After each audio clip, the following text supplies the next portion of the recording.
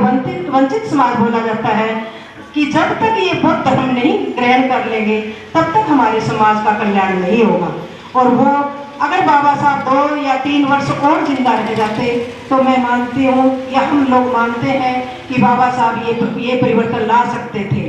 परंतु हमारे लिए आज जो संविधान के रूप में हमें जो अधिकार और जो भी हमें कानून जो दिए हैं उसके ऊपर हमने कभी भी सोचा नहीं। बाबा साहब ने इतनी कठिनाइयाँ उठाकर, इतनी कठिनाइयों से पढ़ाई करके और इतनी कठिनाइयों से उन समय में इतना संघर्ष करके हमारे लिए जो संविधान तैयार किया था उसमें हमारे लिए समानता का हर आदमी को, हर व्यक्ति को, हर महिला को, हर बच्चे को समानता का अधिकार दिया था उसमें। परंतु हम क्या है कि इन चीज़ों को छोड़कर, बाबा साहब के आदर्शों को छोड़कर हम दूसरी व्यवस्था में जा पहुँचे हैं। और अब तो कुछ वर्षों में तो बिल्कुल ही हम दूसरी व्यवस्था में, जो हमें कहीं का भी नहीं छोड़ेगी, जो हम आज से हजारों साल पहले जो गुलामी का जो रूप था वो हम उसी रूप में जाने को तैयार हो रहे हैं। परंतु अब हम चाहते हैं कि जो भी हमारे पढ़ा लिखा समाज और जो भी जागरूक समाज है वो अब चाहता है कि बाबा साहब के आदर्शों का पालन करते हुए हम बौद्ध धर्म में जाएं। अब हमारा भी कर्तव्य बनता है कि हमने इन चीज़ों को पढ़ा है, इन चीज़ों को हम पालन कर रहे हैं। हम सभी ये जो टीम यहाँ पहुँची है, हम चाहते हैं कि गांव-गांव में जाकर जो लोग ये अपनाना चाहते हैं धर्म और इसके बारे में जागरूक करना चाहते हैं, तो अभी पीछे हमारे राजेश जी से, अमरजीत जी से बात हुई थी, मैं आई थी यहाँ गाँव में, तब मैंने कहा था कि आप चाहे 10 या 15 महिलाएं ही हमारे लिए इकट्ठी करो। उन महिलाओं को मैं बताऊंगी कि भी ये क्या चीज़ है, क्योंकि बाबा साहब के बदौलत हम आज यहाँ बैठे हैं। परंतु हम उनके सिद्धांतों को अगर पालन नहीं करेंगे तो आप लोग सभी समझ सकते हैं। आज जो कोई ज़्यादा लंबी चौड़ी बात नहीं है, आज चंडीगढ़ में मेरे ख्याल में मेरे जो उपासक भाई बैठे हैं उनको तो पता होगा तो चंडीगढ़ में जो आज क्या हो रहा है, इतना बड़ा हमारे समाज का ऑफिसर सुसाइड कर गया। वो क्यों कर गया? एक जातिवादी मानसिकता के कारण। और वो जातिवादी मानसिकता जब तक हम बुद्ध धर्म में नहीं आ जाएंगे, वो हमारी वो मानसिकता, उन लोगों की जो मानसिकता है वो वही रहेगी, वो हम लोगों को कुछ भी नहीं समझेंगे। परंतु हम इन चीज़ों को ना स्टडी करके, ना समझ करके हम वापस उसी व्यवस्था में चले जाते हैं जो आज जगह जगह कथाओं में हो रहे हैं। वहाँ हमारी भीड़ ज़्यादा होती है, हमारी महिलाओं की, हमारे बच्चों की भीड़ ज़्यादा होती है। क्यों जाते हैं? क्योंकि बाबा साहब ने जो बताया था कि जब तक हमारा बच्चा, हमारा समाज शिक्षित नहीं हो जाएगा तब तक हम इस हमारा समाज का और हमारा कल्याण नहीं होगा। परंतु जो आज मैं जो ऑफिसर्स की बात कर रही हूँ, ये एक कहानी नहीं है।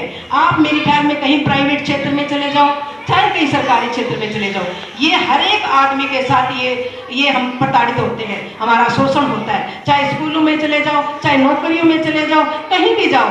और जो भी अभी मैं थोड़ी देर पहले हमारी टीम के आने से पहले मैंने जो बात की थी गाँव में क्या है कि हमारे जो मोहल्लों में जाते हैं, हमारे समाज के मोहल्लों में जाते हैं तो दूर से ही पता लग जाता है कि ये हमारे समाज का मोहल्ला अब आने वाला है, क्योंकि वहाँ सड़कें टूटी फूटी मिलेंगी, लाइटें नहीं मिलेंगी, मतलब कुछ ऐसी व्यवस्थाएं हैं जो हमारी फैसिलिटी, हमारी सुविधाएं नहीं मिलती। तो वो क्यों नहीं मिलती? क्योंकि हम उसके प्रति जागरूक नहीं है। अगर हम ऑफिस वगैरह में अगर पढ़े लिखे होंगे तो हम ऑफिस में जाके हमारे जो अधिकार हैं उनके बारे में हम बात करेंगे।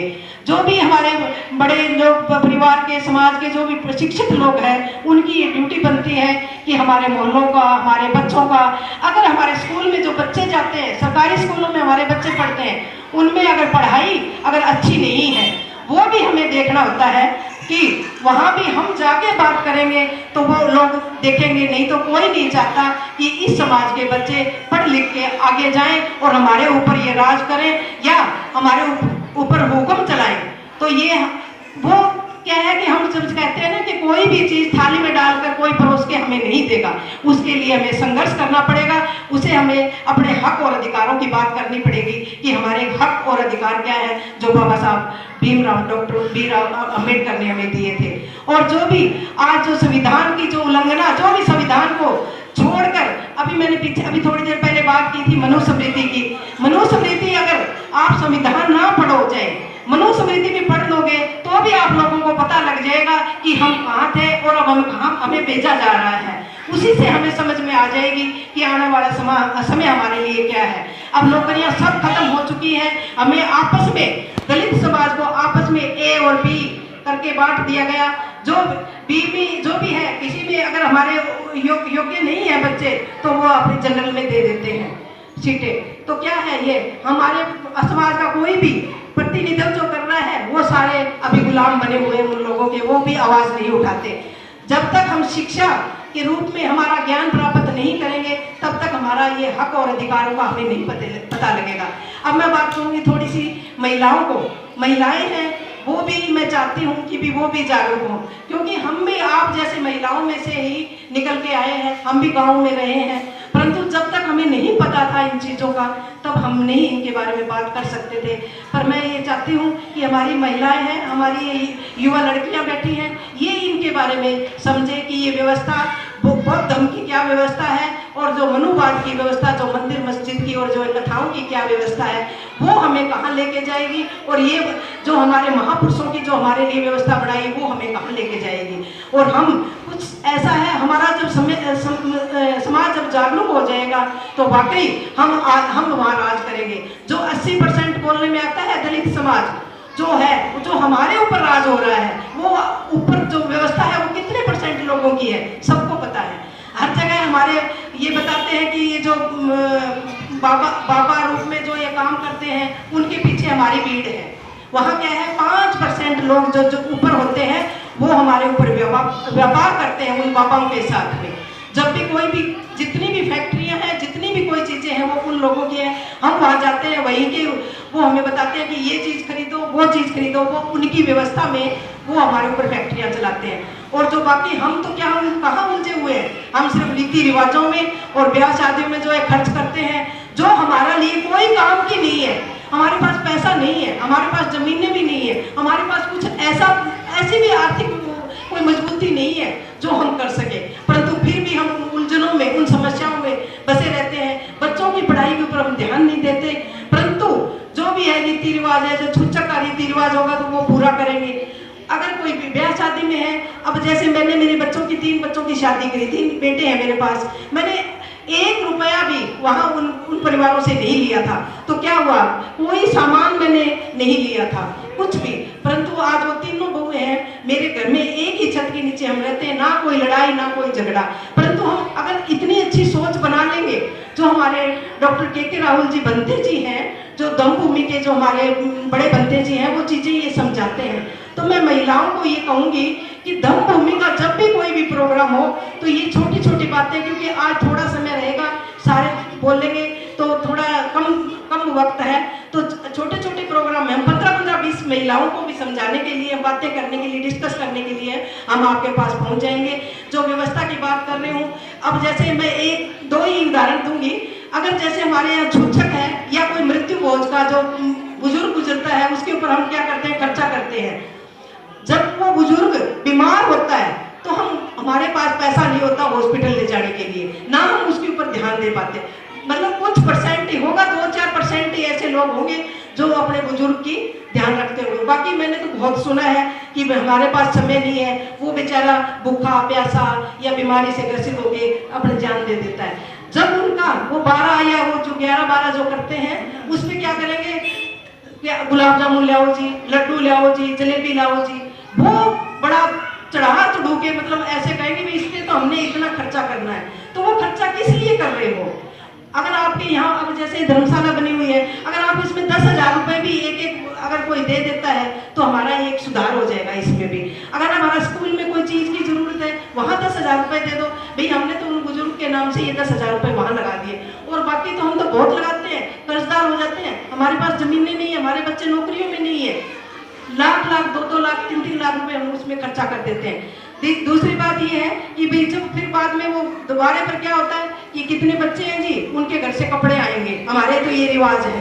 फिर वो कपड़े आते हैं, अब वो जो देने वाला है वो भी सोचेगा देने लेने का, कपड़े देने हैं जी, कौन देखता है।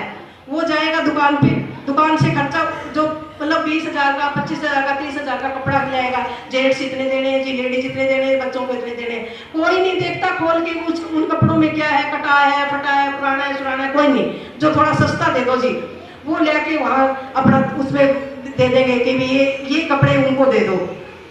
अब वो क्या करेंगे, कपड़े भी ले लेंगे, सारे रीति रिवाज अपना लेंगे, और वो कपड़े जो आएंगे वो जाके बेड में डाल देंगे या अलमारियों में रख देंगे।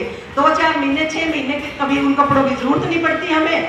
फिर जब हमें जरूरत पड़ती है तो उन कपड़ों को हम जब निकाल के देखते हैं तो वो कोई काम के नहीं होते, क्योंकि रिवाज चला जाता है उसमें। अगर देखेंगे तो ये तो गंदे गंदे लग रहे हैं, ये तो अच्छे नहीं लग रहे, क्योंकि वो जब देते हैं तो पन्नी में अच्छे देते हैं, वो चमक रहे होते हैं, उसके बाद वो खत्म। जब मैं ये कहती हूँ कि हमें इन खर्चों की क्या जरूरत है करने की, क्यों कपड़े हम किसी से लेते हैं, देने लेने के हैं, वो करते हैं, वो क्या है, दुकानें हमारी नहीं है मार्केट में। मेरे ख्याल में हमारे लोगों की कोई दुकानें नहीं होगी, हम तो वहाँ खरीदने के लिए सिर्फ जाते हैं उन दुकानों के ऊपर, और वो भी ये ले जाओ, वो ले जाओ, इसका रिवाज है, वो रिवाज है, वो धक्के से ऐसे देगा, क्योंकि हम उधार ले आएंगे कपड़ा। फिर वो क्या है, फैक्ट्रियों की बात आती है।